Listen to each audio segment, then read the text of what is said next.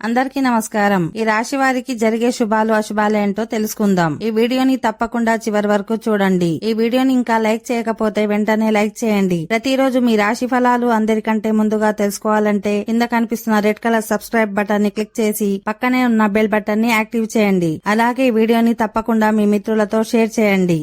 ఈ రాశి వారికి ఈ రోజు ఆర్థిక పరిస్థితి సాధారణంగా ఉంటుంది. రుణదాతల నుంచి ఒత్తిడి పెరుగుతుంది. ఆర్థిక పరిస్థితి ఎలా ఉన్నా ఇతరులకు మాత్రం సహాయం చేస్తారు. వృత్తి వ్యాపారాల వారికి సమయం అనుకూలంగా ఉంటుంది. విద్యార్థులు బాగా కష్టపడాల్సి ఉంటుంది.